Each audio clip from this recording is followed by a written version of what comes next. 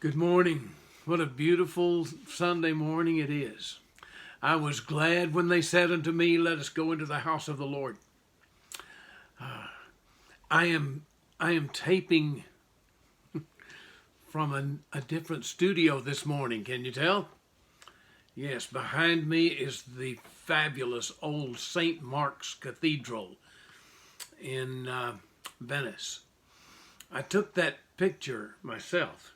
Whoops, let me get over there so you can see the whole thing. Boy, it's pretty, isn't it? They started building that in 800. Yeah. They wanted a saint. Rome seemed to have all the saints. They had St. Peter, they have St. John, they've got St. Mary, they've got, I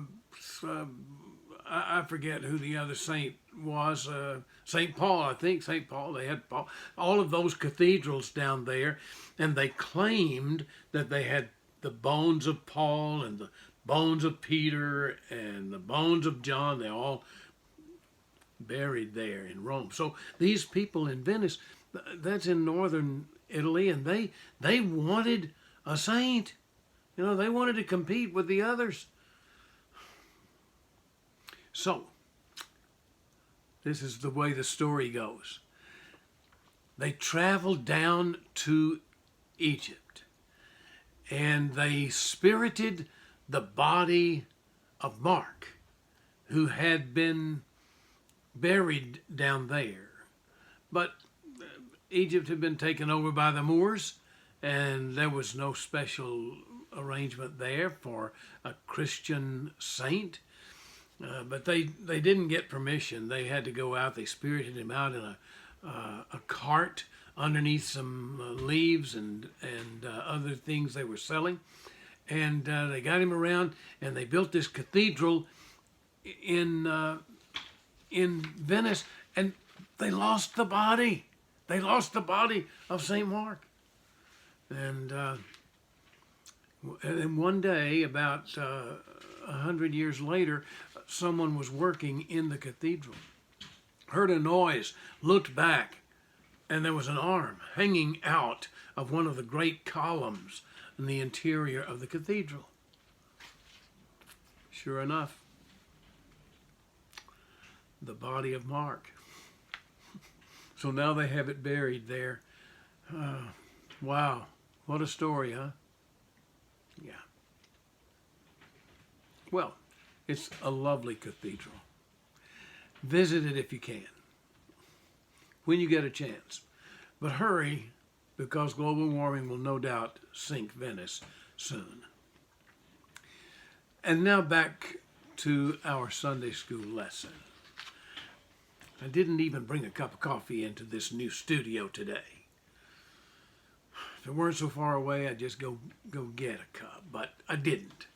So you'll have to live with me wishing that I had one.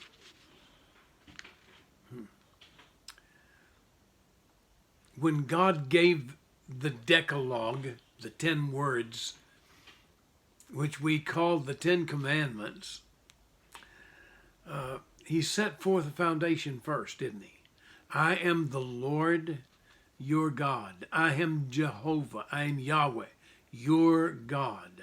I led you out of Egypt.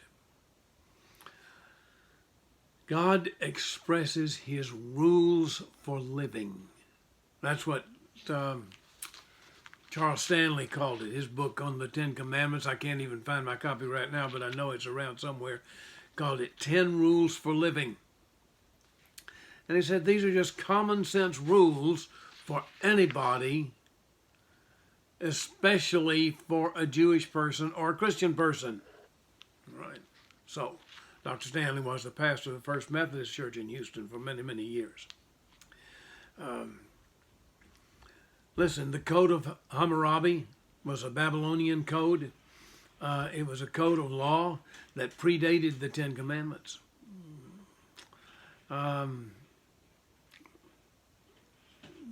There also were sages who lived along the banks of the Indus River who wrote down wise sayings, which have become, or did at one time, become a part of Hindu lore. There was also the Buddha, Gautama, Siddhartha, who heard and was inspired by the voice of God. Almost all of the ancient religions and whatever writings that we have from all of those ancient religions and ancient cultures contain certain ethical norms. And those norms are very, very much like Commandments 6 through 9. These that deal with getting together, keeping rules in living together in unity and in harmony. Sometimes we forget them. Sometimes we forget the rules. We think it's all right to take vengeance, or we think it's all right to kill, or we think it's all right to commit adultery, or we think it's okay to be greedy. In fact, sometimes we act as if it is the American way, and we will do it because we are free and we can do whatever we want to do. But the fact is that the 10 words, the Decalogue, the 10 Commandments, they have universal implications because all societies, all cultures have incorporated some of these rules. Now, I know that Hollywood has glorified vengeance, killing.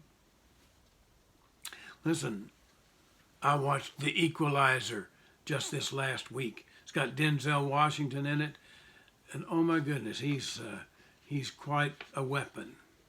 And he tells the really, really, really bad guy, he says, someone I loved long ago, I promised I would never return to this kind of life. I've done many bad things, but I promised her I would never return to this kind of life. But for you, I'm going to make an exception. And of course, the audience cheered. We wanted him to make an exception, yeah. Hollywood and vengeance killing, we think that's great. Adultery is great. Greed is great. My entire movie-going life, I have noticed that. Talked about it 50 years ago, or maybe more. The years do get away. So, when I was a freshman at Baylor, I saw 95 movies. Seriously, I counted them all. I had a list of them at one time just because I thought it was amusing. 95 movies. I had a lot of catching up to do. My parents did not think that movies were bad per se, but some folks did think that back in those days. Some folks would have included going to movies as part of the Filthy Five, and so my parents did not want to offend those people. In the spirit of the Corinthian letter, they just said, we're not going to go to movies. And if we ever went to a movie, it was a long, long way away. I was reminded of a story that my mother used to tell. She was early back to college in her senior year at Bob Jones University. And she got back to school, and there weren't very many people there, but one of her friends was there, and what they decided to do was to take a train down to see a movie. Wow. When they got back, they didn't think anything of it. I don't know what the movie was. But when they got back, they found a group of fellow students holding a prayer meeting for them, hoping that they would be protected and that they would be forgiven for going to the movie. Well, she laughed about it probably from that day until the day she died. But from the beginning of my freshman year, here's what I learned about Hollywood, that most films included a lot of greed and violence and adultery. Things have not gotten better through the decades, you may have noticed. I guess I was pretty naive when I went off to college. I guess in some ways I still am. But some things are crystal clear to me. And one of those things is that the Ten Commandments are to millions of people in our country an annoying limitation, they believe, on freedom.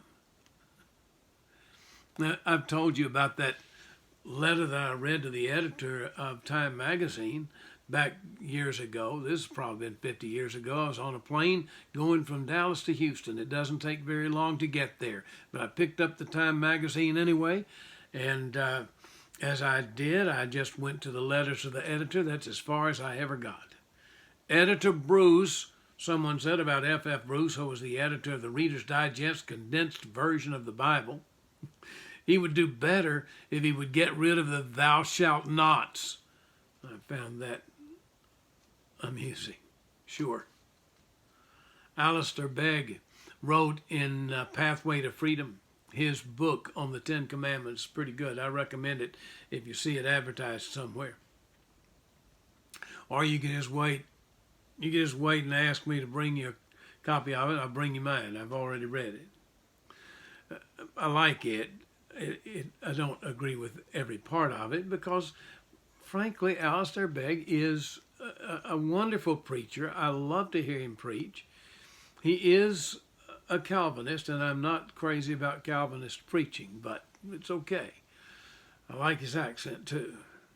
So remind me when I get back to Howland, maybe next month, that that we're going to maybe bring that book, let somebody read it.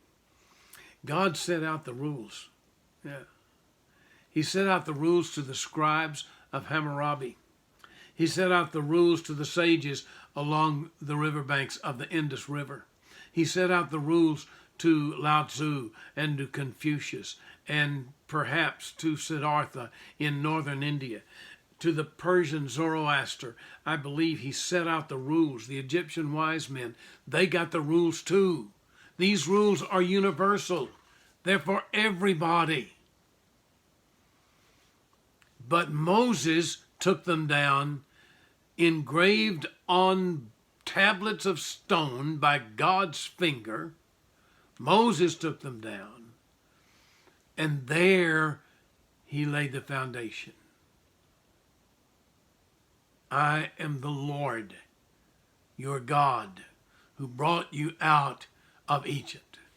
You will have no other gods.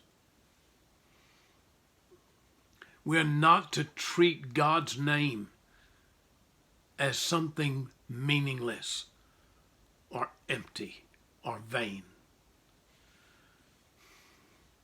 We are to remember God, especially on the day in which he is said to have taken a rest. It is a gift that God has given us, a gift of rest. Let's take our rest. Honor God on that day. We've talked about these things in the last 3 or 4 weeks. But these commandments grow on you, don't they? That's important. So that because of all of this, honoring parents is also important. And who anywhere thinks that these are bad laws or bad rules to live by? Do not murder. What's wrong with that rule? Why do you want to get rid of thou shalt not murder? That's somebody that wasn't thinking clearly when they penned a letter to Time magazine. You remember reading chapter 1 of Genesis? Listen. 27th verse, you can look it up. So God created mankind in his own image. In the image of God, he created them, male and female, he created them. And we've talked about how this ought to influence our attitude toward God. God created mankind in his own image. When we violate God's commands, we violate that image of God that has been placed within us. It's in all of us. But now we come to a very difficult one.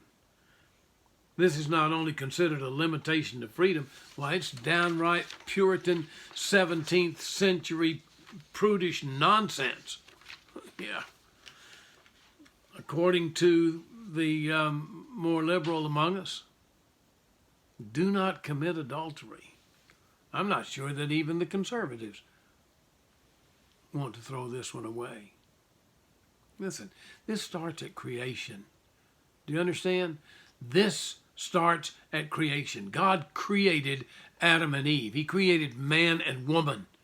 He created mother and father for each other. They are created in the image of God. We are created in the image of God. The body is a temple. This body, this is a temple. It's not my temple for me to worship. It is God's temple. Listen to Paul writing to the Corinthians. This was in his first letter to the Corinthians. He said, do you not know that your bodies are temples of the Holy Spirit? Now, he's talking to them about two things. He's talking to them about eating too much, and he's talking to them about adultery. And he says, these things you need to take care of because your body is a temple, not your temple to do with it what you want to, not your temple to honor yourself and to worship yourself, as many people do nowadays especially. It is instead a temple of God. Your bodies are temples of the Holy Spirit, who is in you, whom you have received from God. You are not your own. You are bought with a price. Therefore, honor God with your bodies. That's simply stated in the New Testament. Listen, God created the family. God honored families.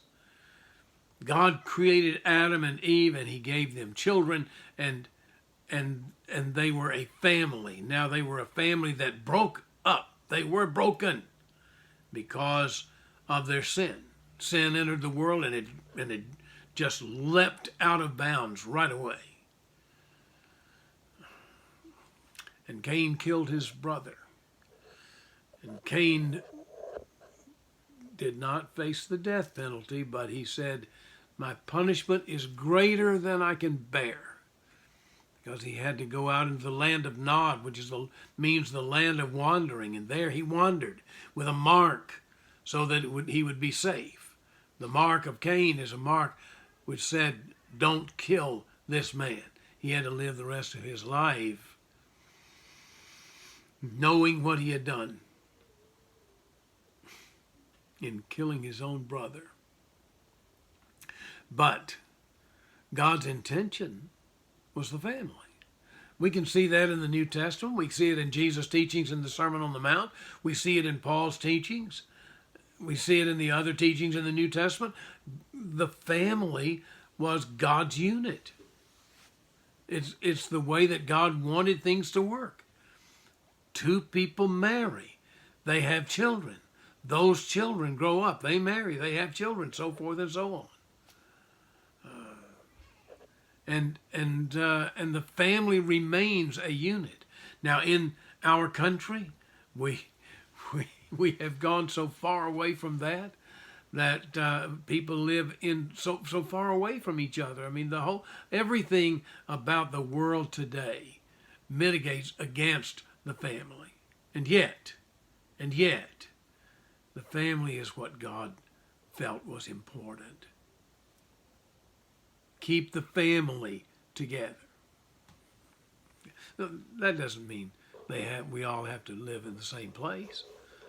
Goodness gracious, no. But we are together. We're together. God honored the family. One of the things that adultery does is it destroys families. It destroys families. So honor God with your bodies. That's the primary thing. Listen, there are other things. There are other things. Adultery brings guilt. It always does. It very seldom works out. Probably works out sometimes, I guess, but seldom. It destroys families and it destroys people's lives. When you destroy families, you destroy lives of husbands and wives and sons and daughters. And no matter what they may say, and no matter how many therapists they may go to, there's always that. There's always that there. There are reasons why adultery is something that we should avoid.